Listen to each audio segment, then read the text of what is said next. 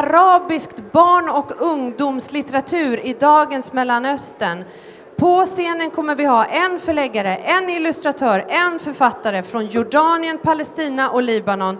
Och de berättar varför just de har valt att arbeta just med barnböcker. Please welcome to the stage Mats Kempe, själv författare och bibliotekarie. Det går bli bra om du står här ungefär. Och dina gäster, please welcome to the stage. You will have time to introduce yourself. And this program will be held in English, and afterwards the books will be sold here at my left side and signed. And there will be more Arabic children's and youth literature in the Internationella Bibliotekets monter, just over there. So, no more speaking for me. A big hand to this lovely panel, and good luck with your talk.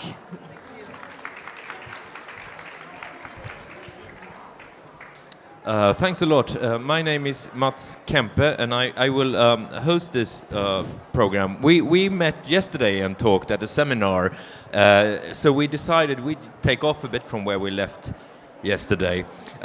With me here on stage is Taghreed Najjar, who is a writer and a publisher from Jordan. And on her right is Samar Mahfouz Barraj, who is a writer from Lebanon. And at the far end there is Yara Bamieh, who is a writer and illustrator from Palestine. And welcome. Yesterday when we talked, you talked a lot about addressing certain issues in your work, like gender and equality issues. And I would like to start out asking if you think children's literature, is that a good way of addressing social problems and issues? And can literature really make a difference, you think?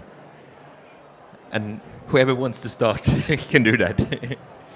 Yeah, sure. We can do that through stories because children love stories. So whenever we want to tell them or a message we want to address to them, we can start through stories. It would be a nice start. I think it's great. Yes, yeah. They love it. And and I think that through children's books you can address social problems in a fun way that, like, you get to play with it with pictures, you can play with it with a story, with how you arrange things. So, like, it gives you a diversity of ways to address these things, and you don't need to importantly address it directly. Like, you can address it through a story that's fun and funny. Do you think it gives you another freedom to address issues like this than it would have been if you wrote for adults, for instance? Could the children's literature be a way of actually gaining more creativity, freedom for creativity? I think so, because you can address it from how a child sees things, because they see the world and the problems around them with such a pure way, without really having names and ideologies, without them, with how they see things. So, like, you can show it through their eyes, and I think I think it's children's literature is very important in addressing certain problems, maybe because it gives children different insight into other points of view, basically. So maybe if they come from very conservative outlooks or families, then through books they will see that there are other ways of looking at things. So this is one way. It also opens up to their view, to how other people live, how they think, and how they interact with the world.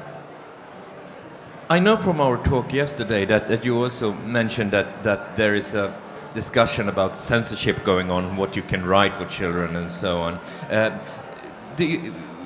If you compare that to adult literature, is the pressure on children's literature tougher than it is for adult literature, for instance?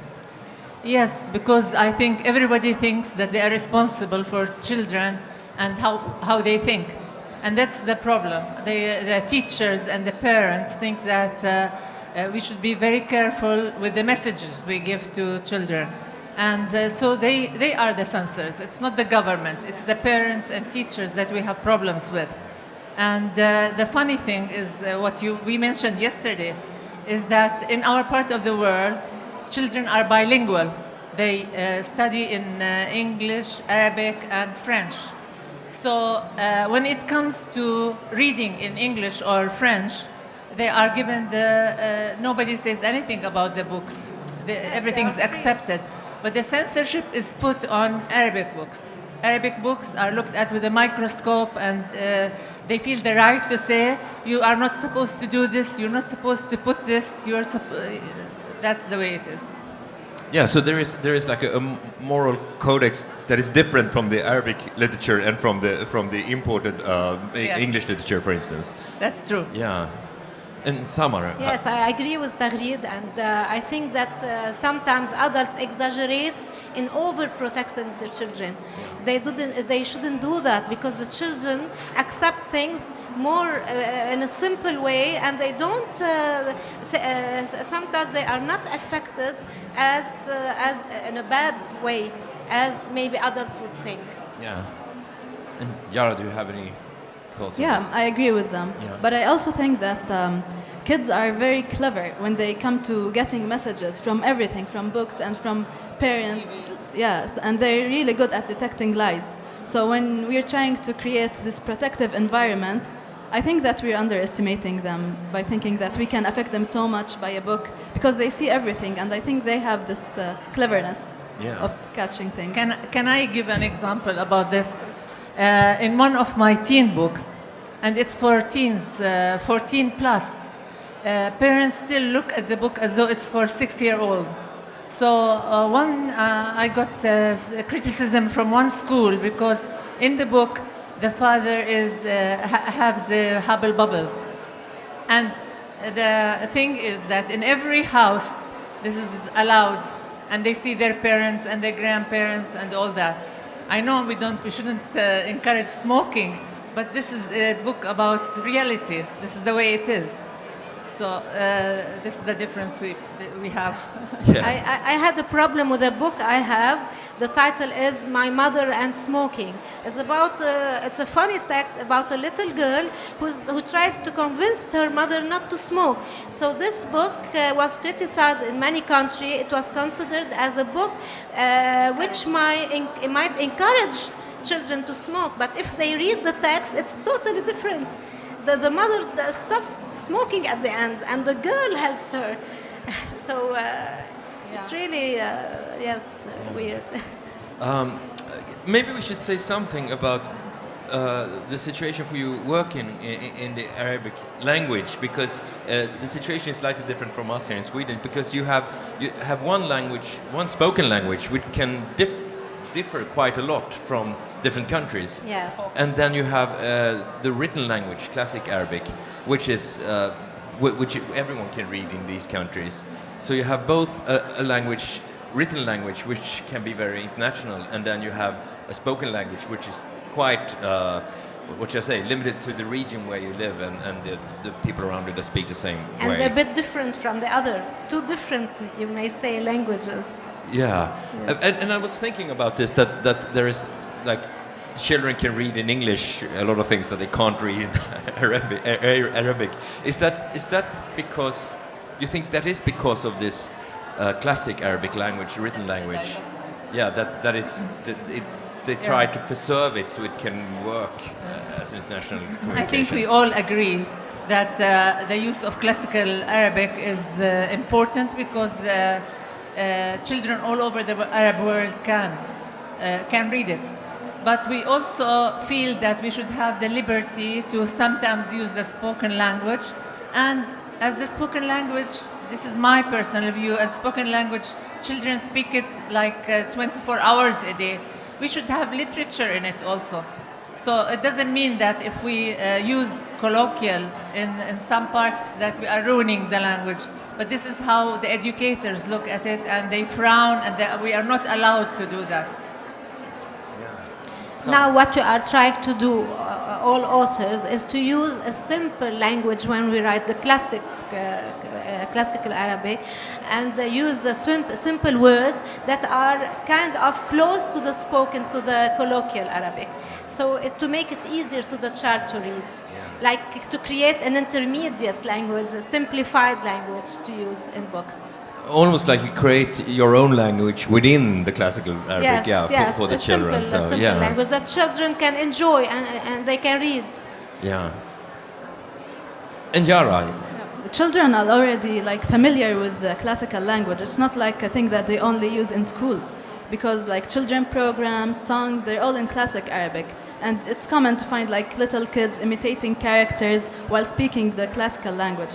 And I think it's not too alienating when we write in classical Arabic, but it's also like when you write, it's like you have to think differently, because like usually we use the local spoken Arabic. So I think it opens ways for experimentation, and but like because classical Arabic unifies all Arabic books, and they all get access to these books, I think like it's a really strong thing. Yeah, and you are also an illustrator, and you began as an illustrator, Taghreed. Can we say something about pictures? Because we had this discussion slightly earlier that you sometimes feel demands on you that you should be a Palestinian illustrator, not just an illustrator. Yeah, because through our books, when I grew up, there weren't many illustrators.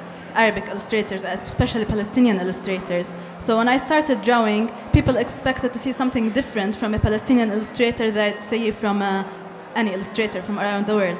And I think this is quite restricting, because like you wouldn't expect a Swedish illustrator to always represent Swedish kind of drawings. Like they have the freedom to experiment, and then eventually through their style, you can look back and say, this looks, it can represent something from the culture. But sometimes people want to see this like front layer of a culture, that they want to see the characters looking like Palestinian, their landscape. And for a Palestinian kid, this wouldn't be very interesting. And when I want to draw, I want like the Palestinian kids to have fun with my books. So I think that's my priority than being. So I'm just an illustrator who's Palestinian. That's nice. Can I comment on that? Maybe Yara feels that because before, many of the books were translated from foreign languages, and the characters there were mostly blonde and blue-eyed. So children in our area could not relate to them. They would look. So after that, when people started from the culture started writing, they wanted the children to look like the children, and the houses. You know how the houses are different, the streets are different, the policeman wears a different uniform. So I think it started from there, where you want the identity to be apparent in the book. And of course, I agree with you. Like they should see something similar to their colors, to their looks, and I'm with that, like totally. But my problem is when even we as Arabs start wanting to represent ourselves to the others the way they are expecting it, and that's my problem with wanting to represent a Palestinian character. Samar, do you want to comment on that?